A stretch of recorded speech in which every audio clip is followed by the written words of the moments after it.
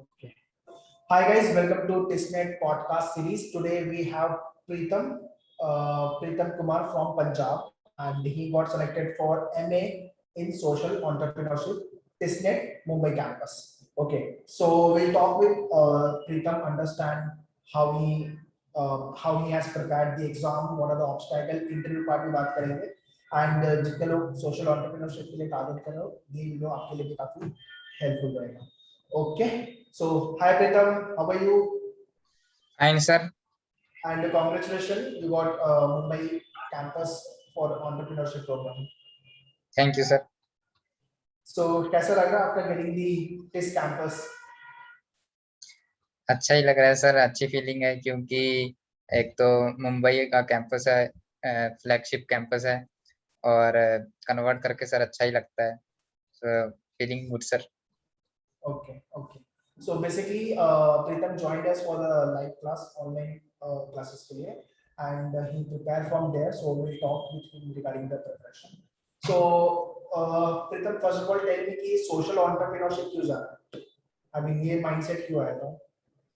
Sir social entrepreneurship इसलिए आया mindset में क्योंकि इसकी सर स्कोप जो है वो आगे काफी ज्यादा है और जैसे कि अभी इंडस्ट्री ग्रो करेगी आगे इसी फील्ड में सोशल एंटरप्रेन्योरशिप में और इंडिया का जो ease of doing business index भी है उसके हिसाब से भी इंडिया की परफॉर्मेंस अब अच्छी हो रही है. तो एक तो इन्वायरमेंट ऐसा बन रहा है और स्कोप्स भी हैं, करियर के लिए अच्छे स्कोप्स हैं, तो इसलिए इस फील्ड में जाने का जो माइंडसेट है वो बना. Scope as in what scope? Scope अगर क्या स्कोप आप प्लान देख रहे हैं? स्कोप सर देख रहा हूँ जैसे कि इंडस्ट्री ग्रो कर रही है, अलग अलग तरह के सॉल्यूशंस, बिजनेस सॉल्यूशंस हमें चाहिए. फॉर एग्जांपल जैसे इंडिया का जो ऑयल इंपोर्ट्स है उसके कारण हमारे इंडिया में ऑयल्स के जो प्राइसेस हैं काफी हाइप पे जा रहे हैं. तो सोशल एंटरप्रेन्योरशिप एक ऐसी फील्ड है जो इसको सॉल्यूशन दे सकती है.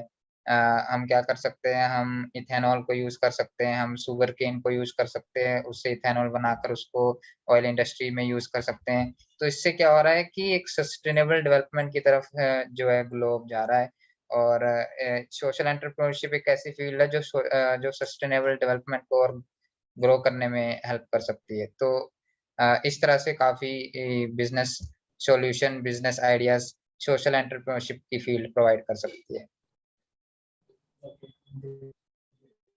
So coming to the TISNET preparation, so when you have started your preparation and what was your preparation strategy apart from the live class जो आपने किया था? Sir apart from the live classes, मैंने live classes का ये benefit होता है कि स्ट्रक्चर्ड स्टडी मटेरियल मिल जाता है और उसके उसके अलावा मैंने एक अपना खुद का भी शेड्यूल बनाया था और उस शेड्यूल के अकॉर्डिंग मैं लाइव क्लासेस के लेक्चर्स वगैरह लेता था और रिवीजन करता था और multiple credible sources of information follow किए मैंने यूट्यूब में. और भी जैसे मैन्यूवर एजुकेशन का चैनल था और भी 2-3 चैनल, जैसे एक नोवेशन का भी चैनल बहुत अच्छा है, मैं रिकमेंड करूंगा नोवेशन का चैनल आने वाले जो टिसनेट्स के एस्पायरेंट्स हैं उनको. और भी 1-2 ऐसी चैनल थे जिससे मैंने इंफॉर्मेशन गैदर करी और उससे नोट्स वगैरह बनाए ताकि एक स्ट्रक्चर्ड मटेरियल हो सके प्रिपरेशन करने के लिए. Okay, so coming to the quant and English and GK, ये तीनों सेक्शन में से कौन सा सेक्शन आपको बहुत टफ लगता था क्वेश्चन के टाइम पे और कौन सा section you find yourself very comfortable?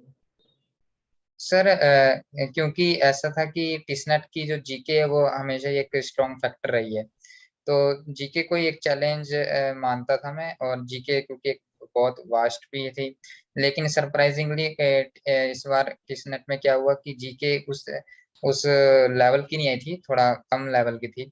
और उन्होंने क्या कर दिया था, क्वांट का लेवल थोड़ा बढ़ा दिया था. तो वही मेरे लिए थोड़ा आसान भी हो गया. और क्वांट क्वांट का भी रहता है, काफी मेरे को थोड़ा चैलेंज रहता है क्योंकि क्वांट में मेरी शुरू से ही थोड़ी कम पकड़ है. बहुत तो लोग का मैथ्स वीक होता है तो उनको थोड़ा चैलेंजिंग होता है मैथ्स. Yes sir. ओके, तो उसके लिए क्या क्या किया आपने, मैथ्स के लिए क्या किया? मैथ्स के लिए सर मैन्यूअर की क्लासेस तो ली, लाइव क्लासेस। उसके बाद जो मैन्यूअर के पोर्टल पे वो था, रिकॉर्डेड लेक्चर थे आपके सर। वीडियोस। हाँ, वो उन्होंने काफ़ी हेल्प करी, क्योंकि एग्ज़ाम से एक हफ्ते पहले मैंने रिकॉर्डेड लेक्चर लेने स्टार्ट किए थे, और फिर उससे रिवीजन में काफ़ी हेल्प मिली थी। तो क्वांट के लिए तो मैंने वो किया, और जीके के लिए एक आपके मटेरियल थे, और 2-3 और रिसोर्सेज थे जिससे मैंने प्रिपरेशन करी थी। Okay okay. So it's always better थोड़ा सा पहले चालू करो प्रिपरेशन वाइज। सो बिल्कुल वुड सर, बी बिल्कुल। बेटर एक साल पहले एटलीस्ट चालू कर दोगे तो, और मे बी सेकेंड ईयर में हो या तो थर्ड ईयर में हो, अगर तब चालू करते तो थोड़ा सा टाइम मिल जाता है प्रिपरेशन को लेकर के। Yes. Okay. Coming to the mock test, how many mock tests you have appeared and what was your highest score in the mock? और mocks से सर, आपको क्या सीखने को मिला? ये सर मॉक्स मैंने लिए थे, मैंने 4 to 5 मॉक्स लिए। और मॉक्स के लिए मैंने एक अलग से स्ट्रेटजी बनाई थी। जैसे पहला मैंने सबसे पहले जब मुझे लगा कि मेरा सिलेबस कंप्लीट हो गया है, या अबाउट टू 90% कंप्लीट हो गया है, तो उसके बाद मैंने 1 महीने का टाइम था, तो मैंने सबसे पहला मॉक दिया। और उसके बाद फिर मैंने 10-10 डेज़ के बाद मॉक्स को ऐसे शेड्यूल किया कि कैसे देना है, और 10 डेज़ के बाद फिर मैंने सेकंड मॉक दिया, फिर 10 डेज़ के बाद थर्ड मॉक दिया, फिर 10 डेज़ के बाद फोर्थ मॉक दिया। उसके बाद जब पेपर आने से पहले 1 हफ्ते में मैंने 3-4 मॉक दिए। तो ये ऐसी स्ट्रैटेजी थी मेरी, और मॉक्स में मेरा हाईएस्ट 60 तक चल गया था। Which is the test for highest score. Okay. What do you think जो आपका मॉक का लेवल था और रियल एग्जाम का लेवल कितना मैच कर रहा था? सर मॉक्स में ऐसा था कि मॉक्स में हमेशा की तरह जैसे पहले जीके टफ आती थी, तो मॉक्स में भी जीके टफ आ रही थी, जीके काफ़ी टफ थी मॉक्स में। और क्वांट और इंग्लिश का लेवल थोड़ा लो था। लेकिन एक्चुअल पेपर में क्या हुआ कि वहाँ पे जीके थी, उतनी टफ नहीं थी, जीके लो थी, और वहाँ पे क्वांट और इंग्लिश का लेवल थोड़ा हाई कर दिया था। तो ये थोड़ी-सी डेविएशन हो गई थी। बाकी सब कुछ ठीक था, ओके। कोई सो दिक्कत। जो मॉक टेस्ट स्ट्रैटेजी आपने बिल्डअप की थी उसको आपने रियल एग्जाम में अप्लाई किया? यस सर, अप्लाई किया। एक सर मैंने जो स्पेशल स्ट्रैटेजी बिल्डअप करी थी, एक्चुअली वो जो स्ट्रैटेजी है वो सिर्फ टिसनेट एग्ज़ाम के लिए ही नहीं, सारी मैनेजमेंट एग्ज़ाम्स के लिए एप्लीकेबल होती है। वो थी स्किमिंग स्ट्रैटेजी। स्किमिंग स्ट्रैटेजी से क्या होता है कि जो भी एक पेपर को गो थ्रू कर लो 10 से 15 मिनट में, और जो आपको लगता है कि ये क्वेश्चन तो मेरा मतलब सही जाएगा, मुझे आता है, तो उसको मार्क कर लो। जैसे 100 क्वेश्चन्स हैं और आपको लगते हैं कि 10 क्वेश्चन्स तो मेरे को इसमें से पूरे आते हैं, जैसे-जैसे आते हैं वैसे-वैसे मार्क करते जाओ। ये पहला फ़िल्टर हो गया। फिर सेकंड फ़िल्टर में क्या करो कि जो आपको लगता है कि हाँ, ये मेरा 75% सही है, 25% डाउट है, उसको आप मार्क करके और वो कर दो, रिव्यू फॉर नेक्स्ट कर दो। इस तरह से सर मैंने स्किमिंग स्ट्रैटेजी करी थी, और आधे घंटे में मैंने ये पेपर पूरा 3-4 बार मैंने देख लिया था। तो उससे क्या होता है कि एक बार जब वही हम बार-बार क्वेश्चन दिमाग में पढ़ते हैं, बार-बार हम रिव्यू करते हैं, तो उससे एक तरह से जल्दी इ हमारा दिमाग रिस्पॉन्ड करता है। तो ऐसे मैंने स्ट्रैटेजी बनाई And थी। you get to know what are how many questions are easy, how many questions are tough, और कौन सा क्वेश्चन लगता है कि छोड़ना पड़ेगा, एंड ये सब चीजें मालूम पड़ जाती है आपको, मतलब एक ओवरऑल एक पेपर का लेवल मालूम पड़ जाता है। हाँ, हाँ, यस सर, ये पेपर का लेवल मापने के लिए होता है। Okay, okay, great. So you can also, those who are watching this video, you can also apply the scheming strategy which is given by the Pritam. कि मॉक जब लिख रहे हो तो मॉक में आपकी कुछ स्ट्रैटेजी बिल्डअप करो, सो आप वो रियल एग्जाम में अप्लाई कर सकते बिल्कुल, हो। बिल्कुल सर। के लिए मॉक्स से यही फ़ायदा होता है कि एक रियल एग्ज़ाम का इंटरफ़ेस मिलता है, और स्ट्रैटेजी बिल्डअप करने में, स्ट्रैटेजी रिवाइज़ करने में, जो आपने प्रिपरेशन करने वक़्त कॉपी पेन पे स्ट्रैटेजी बनाई है। एक तो हम स्ट्रैटेजी बनाते हैं, कॉपी पेन पे बनाते हैं हम्म, कि इतने क्वेश्चन होंगे, इतना टाइम होगा, मैं इतना टाइम दूँगा, और इतना टाइम मैं बाद में रिवाइज़ करूँगा। और मॉक्स में हम उसी स्ट्रैटेजी को फिर अप्लाई करते हैं। फिर मॉक मॉक देने के बाद हम वो स्ट्रैटेजी को रिवाइज़ करते हैं, और फिर जो फाइनल स्ट्रैटेजी आती है उसको हम एग्ज़ाम में इम्प्लीमेंट करते हैं। correct. So what do you have done with the mock test? Mock test लिख लिया, strategy buildup हो गई, but जब एग्जाम लिख रहा था तो कुछ मिस्टेक्स हो गई, तो what was those mistakes जो आपने रियल एग्जाम में लगता है किया जो दूसरों को नहीं करना चाहिए? सर कुछ जीके में हुई थी, 3-4 सिली मिस्टेक्स हो गई थी, और और मेरे को ऐसा है कि थोड़ा-सा जल्दी में मैंने जीके अटेम्प्ट कर दी थी, क्योंकि मैं क्वांट को थोड़ा टाइम देना चाहता था। क्वांट को मुझे सॉल्व करने में थोड़ा टाइम लगता था, तो मैंने क्वांट को टाइम देने के लिए वो किया। और इंग्लिश इंग्लिश तो ठीक-ठाक चल गई थी। तो यही मेरे को थोड़ा लगा कि जो सिली मिस्टेक्स हो जाती हैं जीके में स्पेशली, वो नहीं करनी चाहिए। और बस यही है sir. So, coming to the third part, which is nothing but the interview, जो कि टेस्ट का काफी चैलेंजिंग होता है होता है. बिल्कुल, बिल्कुल। So, what was your interview experience? How was your interview experience? Test को लेकर के और जो मैन्यूअल में आपका टेस्ट का मॉक इंटरव्यू हुआ था, दोनों में कितना रिजल्ट था? दोनों में सर ज़्यादा डिफरेंस नहीं था। एक्चुअली जो मैनुअल का इंटरव्यू था वो काफ़ी क्लोज़ था प्रैक्टिकल इंटरव्यू के, रियल इंटरव्यू के। तो जो मेरा सबसे पहले रियल इंटरव्यू का जो एक्सपीरियंस था काफ़ी अच्छा गया, क्योंकि मैं सर एक नवोदय पास आउट हूँ, तो मेरा पहला क्वेश्चन ही उन्होंने यही पूछा कि नवोदय का जो स्कूल सिस्टम है, जो सेंट्रल गवर्नमेंट के द्वारा है, वो कैसा है? और आपको उससे क्या बेनिफिट हुआ? तो मैंने उसको सर अच्छे से एक्सप्लेन किया। उसके बाद कुछ और क्वेश्चन्स थे, एक हाइपोथेटिकल सिचुएशन थी और उसके ऊपर भी क्वेश्चन था, वो भी मैंने सर अच्छा दे दिया था। ऐसे ही 4-5 क्वेश्चन और थे। एक्चुअली ये जो इस प्रोग्राम का मेरा इंटरव्यू था वो 40 अबाउट टू 40 मिनट्स तक चल गया था। तो अच्छी इंटरेक्शन हो गई थी और मुझे लगता है कि उसी के कारण मेरा जो इसमें इंटरव्यू में मार्क्स भी आ गए। और मेरा एक्सटेम्पोर भी था। एक्सटेम्पोर में मेरे को मिला था topic a education system in India.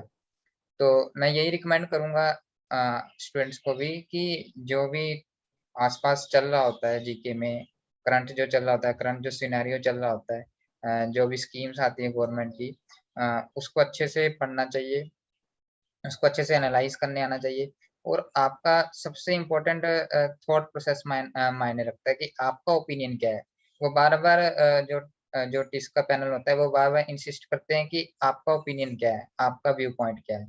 तो अगर आपका थॉट प्रोसेस अच्छा होगा, तभी आप अपना एक बेटर व्यू वहाँ पे रख पाएँगे। तो और थॉट प्रोसेस तभी अच्छा होगा जब हम रिसर्च अच्छे से करेंगे, अच्छे से पढ़ेंगे, प्रोज़ एंड कॉन्स दोनों को देखेंगे। अ, तो यही था सर। तो उन्होंने भी 3-4 मेरे को ऐसे टॉपिक्स दिए थे और एक तो जैसे मैं पंजाब में बिलॉन्ग करता हूँ, तो पंजाब में इलेक्शंस आने वाले हैं, स्टेट इलेक्शंस 2022 को।